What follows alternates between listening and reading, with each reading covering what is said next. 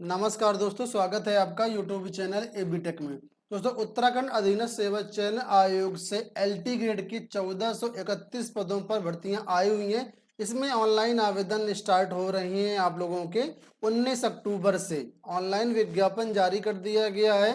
ठीक है, सारी जानकारी इस वीडियो में आपको मिलेगी। कौन कौन अभ्यर्थी इसमें आवेदन कर सकते हैं, क्या इसके लिए शैक्षिक योग्यता मांगी गई है, अदर स्टेट कैंडिडेट एलिजिबल हैं या नहीं है, परीक्षा का क्या पैटर्न यहाँ पर हो सकता है, सारी जानकारी। ठीक है, तो इस वीडियो को आप लोग पूरा देखिएगा। वीडियो पसंद आए तो वीडियो को लाइक एवं शेयर भी कर दीजिएगा।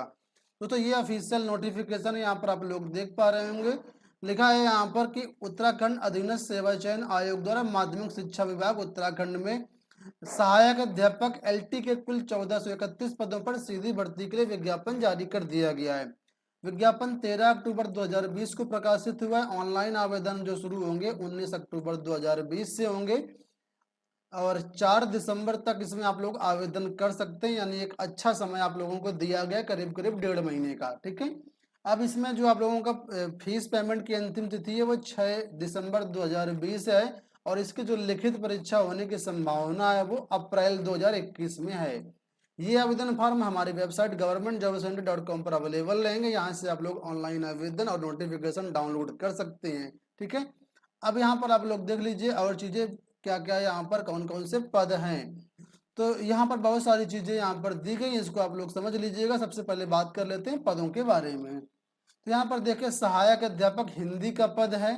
किस कैटेगरी में कितने कितने पद हैं उसका पूरा यहाँ पर ब्यौरा दिया गया है कि एससी के 19 रिक्त पद हैं और एसटी के 4 पद हैं, पिछड़ा वर्ग के 13 हैं और इसके 10 हैं, सामान्य के 52 हैं, दिव्यांग के 4 हैं, टोटल 102 पद हैं।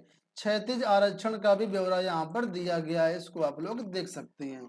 इसी तरीके से सहायक अध्यापक अंग्रेजी की बात कर लेते हैं। कुल मिलाकर के 85 पद हैं। सहायक अध्यापक संस्कृत के कुल मिलाकर के 12 पद हैं। सहायक अध्यापक गणित के 76 पद हैं। सहायक अध्यापक विज्ञान के यहाँ पर 97 पद हैं। सहायक अध्यापक सामान्य सामान्य कोई है, इसमें से लिखा है कि यहाँ पर 27 पद है इसके। ठीक है, नीचे आएंगे सहायक अध्यापक कला का यहाँ पर 101 पद है। सहायक अध्यापक व्यायाम का 51 पद है। गृह विज्ञान के 3 पद हैं। ठीक है, और यहाँ पर वाणिज्य के 9 पद हैं। संगीत के 1 पद है और उर्दू के आएंगे तो उर्दू के यहाँ पर 3 पद हैं। कुल मिलाकर के पुरुष वर्ग के अंतर्गत यानी सामान्य वर्ग के अंतर्गत 567 पद हैं। जैसे अपने यहाँ यूपी में होता है कि मेल और फीमेल अलग अलग पद आते हैं ना, उसी तरीके से यहाँ पर भी सामान्य वर्ग के अंतर्गत 567 पद है। नीचे बालिका वर्ग के पदों को बताया गया है।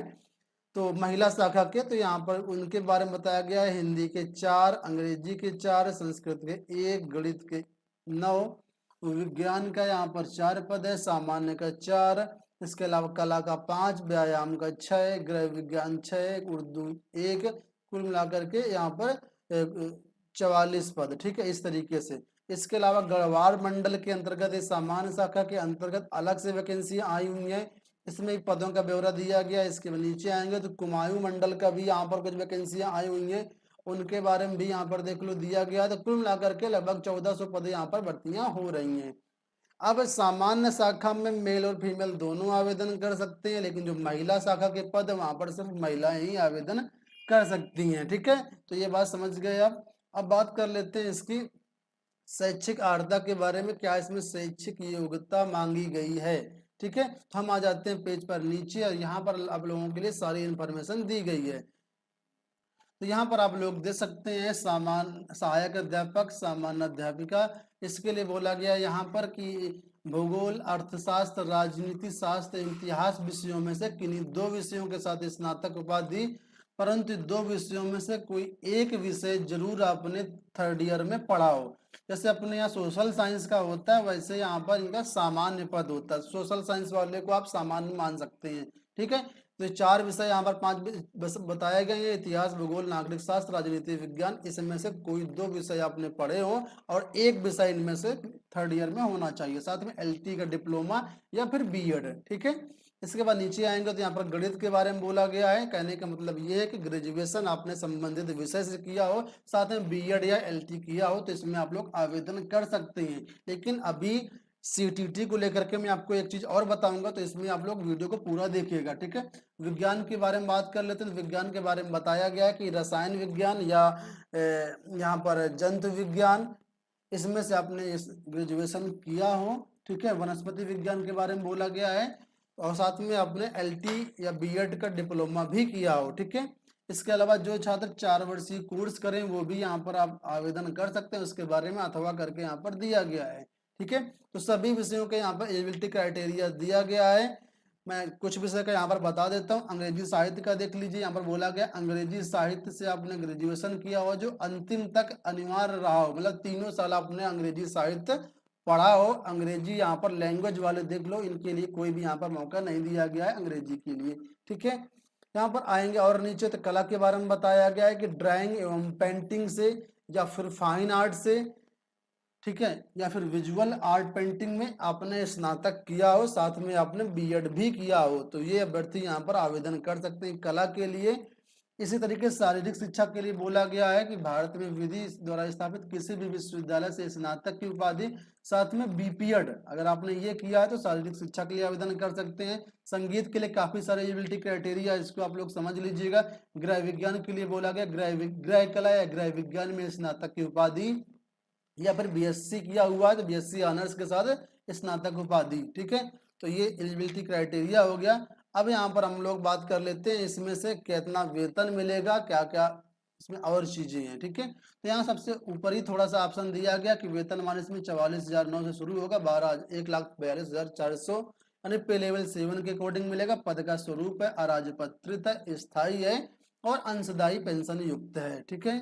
अब दोस्तों यहाँ पर महत्वपूर्ण चीज है सीटीटी के बारे में यहाँ पर बताया गया, नोट करके नीचे देखो लिखा है अभ्यर्थी को सहायक अध्यापक एलटी पद पर नियुक्ति या चयन है तो यूटीटी 2 या सीटीटी 2 की परीक्षा उत्तीर्ण होना अनिवार्य होगा। मतलब जूनियर स्तर का जो सीटीटी होता है या फिर उत्तराखंड का जो टीटी है वो आपको यहाँ पर पास होना अनिवार्य होगा ज्वाइनिंग के समय, यानी चयन हेतु। कहने का मतलब अगर पास है तभी यहाँ पर आप लोग आवेदन करिएगा, ठीक है। अब नीचे आएंगे तो यहाँ पर बोला गया है कि कुछ पद हैं जो सीधी भर्ती के अंतर्गत भरे जाएंगे, विभागीय लिखित परीक्षा के माध्यम से भरे जाएंगे, कुछ यहाँ पर डायरेक्ट भरे जाएंगे, उनके बारे में बताया गया है। अब यहाँ पर हम लोग बात कर लेते हैं कि इसमें जो आप लोगों की एज वगैरह है वो क्या है। तो यहाँ पर देख सकते हैं 1 जुलाई 2020 से आपकी आयु की गणना की जाएगी। मिनिमम आपको आयु यहाँ पर 21 वर्ष मांगी गई है और अधिकतम आयु आपकी 42 वर्ष होनी चाहिए। जो अलग से एज रिलैक्सेशन मिलता है वो भी यहाँ पर दिया जाएगा, यहाँ पर नीचे आप लोग इसको पढ़ पा रहे होंगे, ठीक है। अब यहाँ पर कुछ और चीजों के बारे में बात कर लेते हैं कि अदर स्टेट इसमें अभ्यर्थी एलिजिबल हैं कि नहीं है। सबसे ज्यादा प्रश्न यही होता है, तो उसको भी आपको डिटेल से बता देता हूँ। तो यहाँ पर 13वें पॉइंट में डिटेल से समझाया गया अदर स्टेट कैंडिडेट के बारे में, इसको आप लोग पढ़ सकते हैं, मैं आपको बता देता हूँ यहाँ पर फिर भी।